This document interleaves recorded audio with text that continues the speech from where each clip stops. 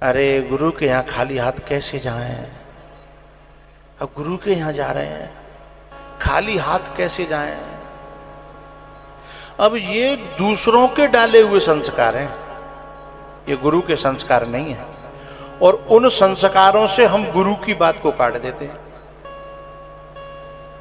किसी ने आरी पकड़ा दी थी, उस आरी से हम गुरु की, और पता है गुरु की बात काटना गुरु की जवान काटना है। गुरु की बात ही तो जवान है, और जवान ही तो गुरु है। गुरु जवान के रूप में ही शिष्य के हृदय में प्रकट होता है। अगर उसी को हम काट रहे हैं तो हम कभी सातों जन्म में शिष्य नहीं बन सकते। ये फल का तो मैंने उदाहरण दिया है। हम बहुत सारे काम ऐसे करते हैं जो गुरु के विपरीत होते, जो गुरु का मन का नहीं है, अपने मन का है। अपने भी मन का नहीं है, जन कहां से बटोर लिया है? वहां का वो फलाने शास्त्री कह रहे थे, फलाने आचार्य कह रहे थे, फलाने वो कह रहे थे।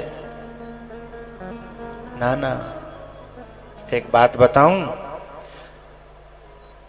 बेटी का बाप तब तक चप्पलें घिसता है जब तक उसके लिए योग्य वर नहीं मिल जाता। और जब योग्य वर मिल जाए फिर बातें खूब पूरे खानदान के कहें कि माँ छोरा दे के मैंने चलो, बोले भैया मैं तो है छोरी को ब्याह अब। लेकिन कछु ऐसे हैं छोरी को ब्याह कर दो तो बर ढूंढत डोल रहे हैं। मेरी भाषा समझे? छोरी को ब्याह तो है वो, मंगलसूत्र पहरेगो, लेकिन अभी भी चप्पल घिसना बंद नहीं है। और कबो कबो चप्पल नहीं घिसते, बाहर नहीं जा रहे, तो अपने घर में जो है उनकी अब तो जो क्या नाम वो चल गया है, ब्याह करावे वाले बिचौलिया, उनके पास डाटा होता है बच्चियों का भी और बच्चों का भी, फिर वे मिलाते रहते हैं। तो उन पे फोन से ही फोटो और उस क्या कहते हैं सबरी बायोग्राफी सब उन पे आती है, और वो मिला करके शादी कराते रहते हैं, है ना? तो कभी कभी कोई कोई बाप जो है, कोई बाप जो है छोरा ढूंढते ढूंढते इतना एक्सपर्ट होता है कि फिर अपनी को ब्याह तो होगा, फिर दुनिया भर के लिए छोरा ढूंढत हुआ, दुनिया भर के लिए, क्योंकि उसे लत पड़ गई है, छोरा ढूंढने की लत पड़ गई है। लेकिन अध्यात्म कहता है कि तब तक भ्रमण करो, तब तक भटको जब तक मन का न मिल जाए, अपने मन का न मिल जाए, और ज्यादा मन का मिल जाए और बापेते मन का मिल जाए, बाद ना भटके वो बंद कर देना चाहिए। कोई आए के फोटो दिखावे तो भी मन भावे ना, नहीं तो फिर एकैते नहीं रहेंगे, दुकैते हो जाएंगे। और अध्यात्म एकैते का है, अध्यात्म एकैते का है।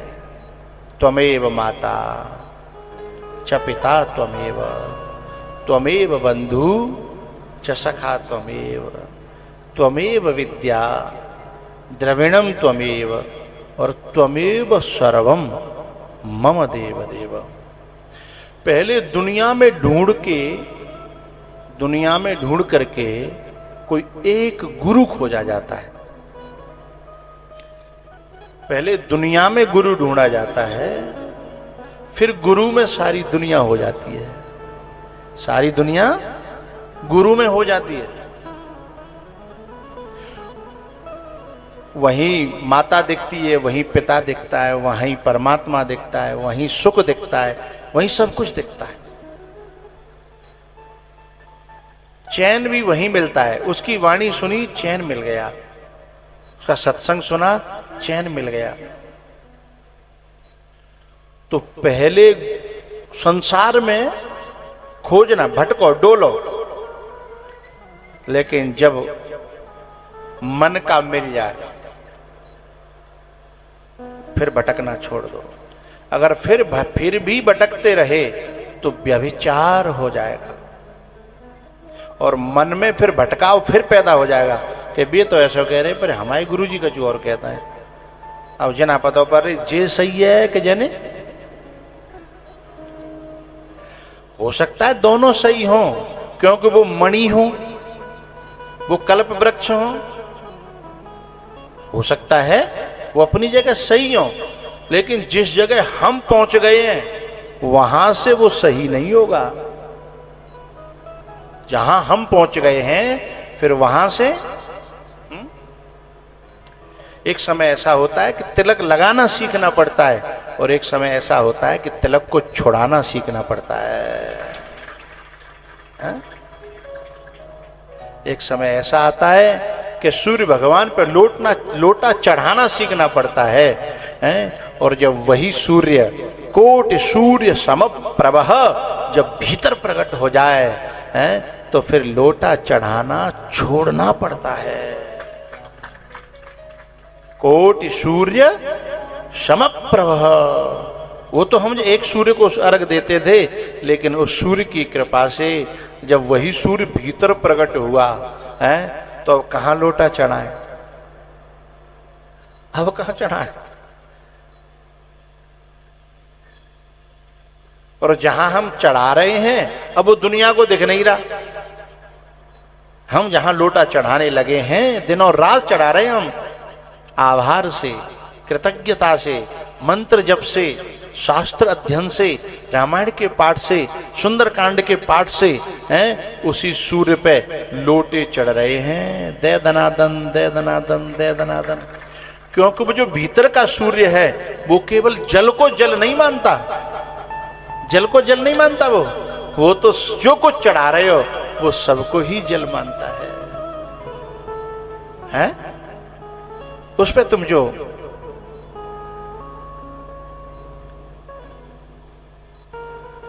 एक बार कबीर बाबा बैठे, कबीर बाबा से किसी ने कहा बाबा चलो ने गोवर्धन की परिक्रमा दिया, सब जा रहे हैं, सावन को महीना।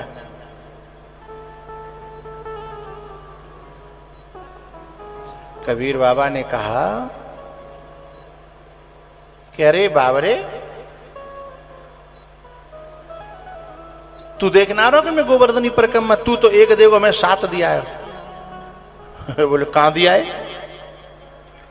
बोले जो जो चलूं सोई परिक्रमा। जब मुझे गोवर्धन पूरी पृथ्वी में दिखता है तो मेरे हर कदम पर एक परिक्रमा हो जाती है। जो जो पग आगे धरो तो कोटिन यज्ञ समान। हम तो परिक्रमा दे करके भी परिक्रमा नहीं दे पाते, हाँ या ना बोलो?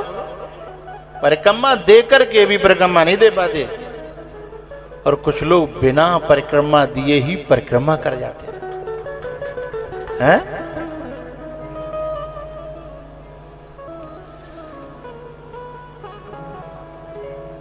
तो जब गुरु और शिष्य के बीच में, जीव और ब्रह्म के बीच में, भक्त और भगवान के बीच में पत्ता नहीं, पत्ते का बाप पेड़ आ जाए तो भी हटा देना चाहिए।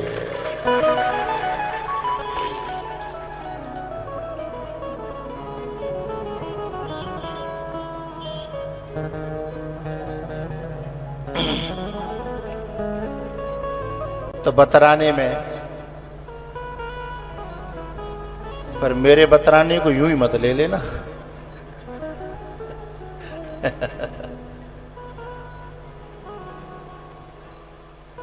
एक बहुत गहरी बात कहने जा रहा हूं।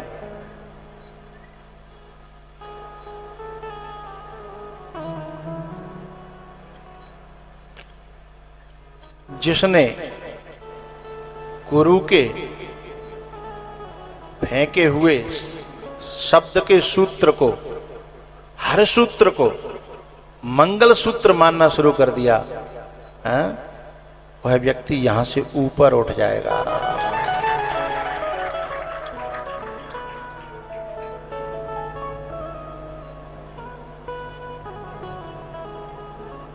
प्रयक्षति गुरु प्रीतो, जो सच्चा संसार से ऊपर उठाने वाला जो गुरु होता है वो कथा नहीं कहता, कथा का बहाना भले ही बनाए, मेरी बात समझ रहे हो, कथा का बहाना भले ही ले ले, लेकिन वो कथा नहीं कहता। कथा बहाना होती है, वो उसके भीतर भर भर के जैसे कैप्सूल होता है। अब तुम्हें क्या पता कैप्सूल में क्या भरे हो, ऊपर से तो सब कैप्सूल जो है कैप्सूल से ही लगता है, लेकिन काउ कैप्सूल में कछू भरे हो, काउ कैप्सूल में कछू भरे हो, काउ कैप्सूल में कछू भरे हो। ऐसे ही हर कथा में जो बहुत गहराई से सुनते होंगे ना, एक बात कह ही देता हूं, कथाओं से मुझे अब वैराग्य होने लगा है, कथा करने का मन कम होने लगा है। क्यों होने लगा है? इसलिए होने लगा है कि आप लोग जो कथा कराने वाले संसार में होते हैं, वे मुझसे अभी भैया भैया की कथा सुनना चाहते हैं, बेटी की विदाई की कथा सुनना चाहते हैं, और मेरी जीभ अब इन कथाओं को सुना सुना के थक गई है, और जो मैं सुनाना चाहता हूं उसका कोई वहां ग्राहक नहीं है। तो अब मैं अपनी अच्छा, तुम्हें जा काम में मन लग रहा हो तो बा काम में आनंद आवे हो, और जहां में मन नहीं लग रहा हो तो फिर आनंद आवे हो नहीं आवे हो, छूट जाओ धीमे धीमे। तो जहां मैं अब जो कथा कराने वाले आते हैं वो पहले ही जो है ना, इस कथा को जरूर कह देना, इस कथा को उन्हें सुना सुना के, और बुरा मत मानिएगा, मैं ब्रह्मज्ञानी संत स्वामी श्री राजेश्वरानंद जी की बात बता रहा हूं आपको। उन्होंने एक दिन मुझसे कहा था, ग्वालियर की बात है, मैंने कहा आप कथा करके आए, लाओ ने दवाएं दें, पांव दवाएं दें। हम उन्हें गुरु के रूप में ही देखते थे, बहुत प्यार करते थे हमको, ने पांव दबा दें। सुक्का बोले कशु नहीं, हम कोई थके थोड़ी गप मार के आए। मेरी कथा में उस समय बड़ी श्रद्धा, मैंने कथा को ये गप कह रहे हैं, और इतनी उच्च कोटि की कथा माननीय, उनके जैसा कथावाचक कौन रहा? कोई नहीं साहब, अपने समय के और अपनी लहजा के धुरंधर थे, और वो कह रहे गप्पा मार के आए। मैंने कहा आप कथा को गप कह रहे हैं? तो उन्होंने एक बात कही, बोले एक समय आएगा जब तुमको भी समझ में आएगा। वो समय आ गया है, क्योंकि जब जो संसार के लोग, जो संसार के मिथ्या रिश्ते हैं, मिथ्या हैं, रिश्ते मिथ्या, जो भी कहो, जो भी वाणी का जितना भी विषय है वो सब मिथ्या है। क्योंकि जब उसका दर्शन कराना होगा ना, तो वो तो वाणी का सहारा लेकर के वाणी के परे मिलेगा। गो गोचर जह लग मन जाई, सो सब माया जानो, यह तो वाचो निवर्तनते अप्राप्य मनसा। जो वाणी का भी विषय नहीं है, तो वाणी से हम जो वर्णन करेंगे वो संसार में आएगा। तो वाणी जो संसार से ऊपर का वर्णन करेगी ना, ऊपर के संकेत करेगी, इशारे करेगी, तब जाकर के उसका सच्चा वर्णन होगा। उससे नीचे की जितनी वार्तालाप है वो अंतिम में गप्पई तो होगी भाई, बोलो गप्पई तो हो जाएगी। हम जिनका वर्णन कर रहे थे वो सब मिथ्या था। अब एक बात बताओ, मैंने भाई भाई की कथाएं कही, और कथा पांडाल में बैठा हुआ भाई पिघल गया, और इतना पिघला कि बा ने सब बात छोड़ छाड़ के बा भैया के पांव छीले, और पांव छी करके और बड़ो एकता कर ली। लेकिन दूसरा व्यक्ति तो अपनी आदतनते बाज आयो ही नहीं, वे तो अपने कुकर्मनते हट्यो ही नहीं, जो कथा में नहीं आयो वो तो हट्यो ही नहीं। उसे रिश्ते निभाने का मन ही नहीं बना, तो रिश्ते को बचाने के लिए जो कथा सुनने वाला था वो ही तो मरियो बेचारो, और वो फिर बाद में ठगो गयो और मारे गयो। भाई कथा उल्टी तो परी, हाँ या ना बोलो, कथा उल्टी तो परी विचारे है।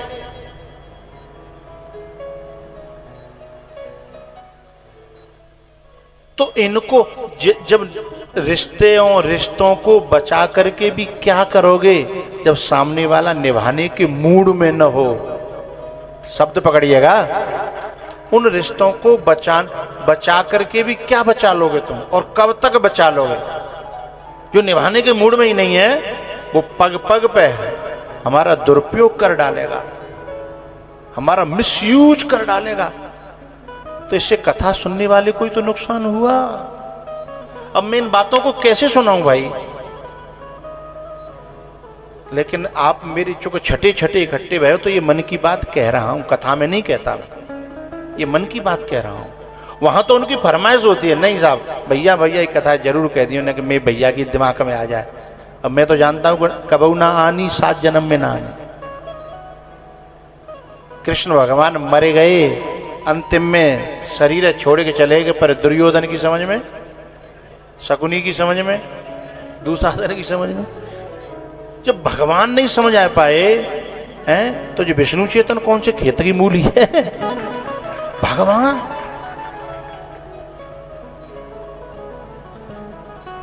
लेकिन परीक्षितों ने मुझ पे कहवा कि मेरी जीव जो है लड़खड़ाने लगी है, अब मन नहीं होता। जबकि और बहुत फायदे हैं उससे, मुझे संसार के फायदे देखे जाएं तो संसार के बड़े बड़े फायदे हैं। पर पता है मैंने ऐसे ऐसे लोगों को देखा है कि जब जिस काम में मन न लगा तो करोड़ों के फायदे होते हुए भी उन्होंने उन बिजनेसों को, उन नौकरियों को ठोकरें मार दी।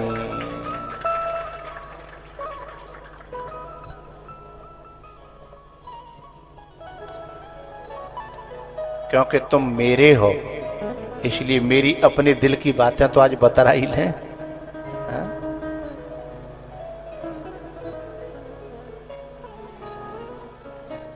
इनसे मैंने कह दिया कि मैंने क्या कथा लेना नहीं। कभी मेरा मन होगा, कोई मेरे मन का आएगा, कोई मेरे मन का आएगा, जहां मेरा मन होगा और मैं जहां चाहूं वहां करूं और जो चाहूं जैसे करूं, कोई ऐसा कभी आएगा तो मैंने कि मुझे बताना, तो मेरी बात बनेगा।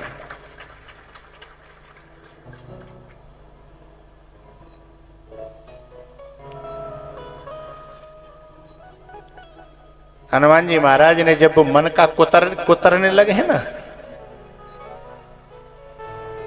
तो सब लोग देखने लगे। एक बात है, रहो बंदर को बंदर भी। लेकिन सबकी आंखों को खोलने के लिए राम जी ने राम लीला करी। अरे हनुमान ये क्या कर रहे हो, ये क्या कर क्या रहे हो।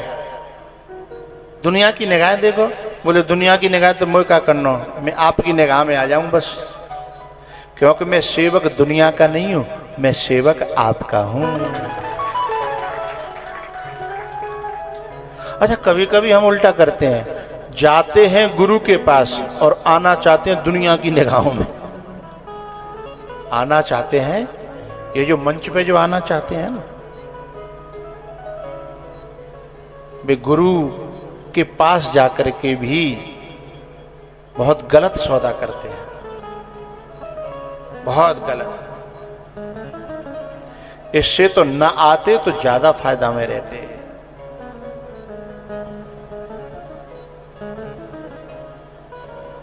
गुरुओं के यहां कुछ बनने मत जाना, गुरुओं के यहां मिटने जाना। और जब हम मिटने को तैयार हो जाएंगे तो मिटे मिटाए में थे, पिघले पिघलाए में थे, फिर गुरु बनावे वो हैं। फिर वो खुद कहेगा, खुद बनाएगा, खुद खड़ा करेगा हैं। तुम फिर ऊपर नहीं आना चाहोगे तो भी ऊपर बुलाएगा, तुम दिखना नहीं चाहोगे तो भी वो दिखाएगा।